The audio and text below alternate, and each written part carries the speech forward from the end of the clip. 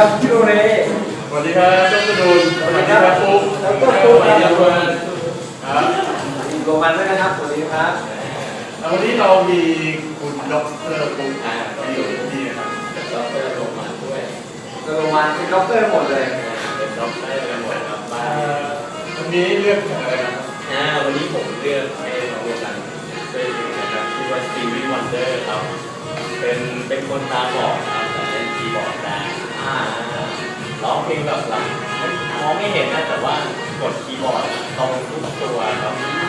เรียนนิ่งสไตล์ปกติผมสนใจผมเสียงครับปกติก็เป็นดีเจนะครับเก็บการเสียงแล้วก็เปิดเพลงก่อนครับตอนนี้ซีดีมาหนักกว่าเก่าก็คือแบบดูเป็นปั๊มได้แล้วอ่ะแต่ว่าคุณลองรู้สึกกับมันนะแบบว่าคนก็ปั๊มได้ดมไม่หอมนะแต่ว่าอยู่บ้านนี้นั่งดมบ่อยดมก็หอมนั่งเข้าไปเสียงนะ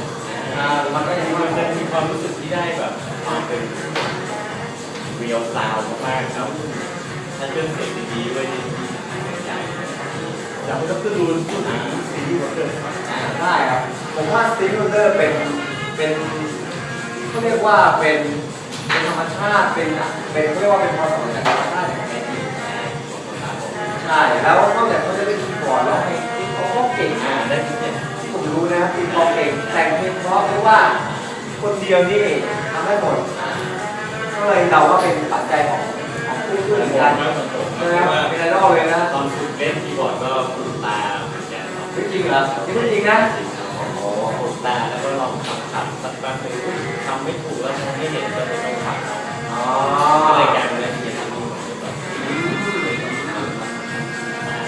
อันนี้เป็นวิธีการที่เราคิดเองเป็นก็ดูสตีวีวันเดอร์ครับแล้วก็มันต้องตามบอร์ดที่มันตีได้คือเราอยากได้ความรู้สึกแบบนั้นใช่โอเคก็เลยชอบสตีวีวันเดอร์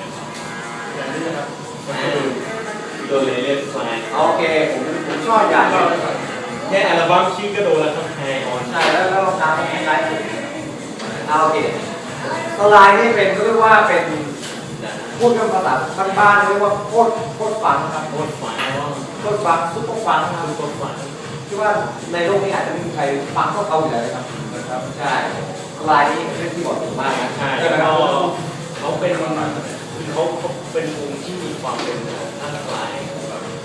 ลายโซนแฟมิลี่ใช่โอเคคือเขาเป็นอะไรที่แบบว่าครอบครัวเล่นดนตรีแล้วมีความเป็นไซคิลิกแต่เขามีความเป็นมูฟวี่ของเขามันจะสักๆหน่อยเบสมันจะแบบหน้าตู้เลยดุแต่ความรู้สึกของคนที่มาเล่นเหมือนครอบครัวก็เลยมีว่าสไลด์ของต้องไป High on You นี่นะครับราคาแล้วก็ดูแหละครับผมนะครับโอเคนี่เลยอันนี้ผมชอบส่วนตัวมากๆผมเข้าไปดูกับนิวออร์ลีนส์นิวออร์ลีนส์ไม่ต้องพูดแล้วครับนิวบราเธอร์ใช่ไม่ธรรมดาคือแปลกตรงที่ว่าเราเลือกมาอันนี้เป็นตระกูลนักดนตรีเหมือนกันตระกูลเนวิลบราเธอร์ใช่ในครอบครัวเล่นดนตรีคนใดคนใดนี่เขาคนใดมีไฟครับ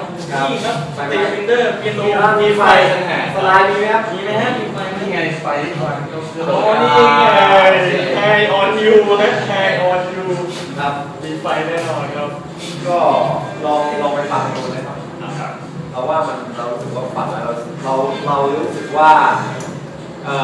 ดนตรีที่มันเป็นดนตรีจริงเนี่ยมันอร่อยเหลือเกินนะครับต้องบอกว่ามันอร่อยจริงก็วันนี้ก็ขอบคุณดร.ปุ๊กนะครับที่มาเยือนที่ดูสตูดิโอนะครับได้ครับผมแล้วก็พวกนี้ด้วยนะครับ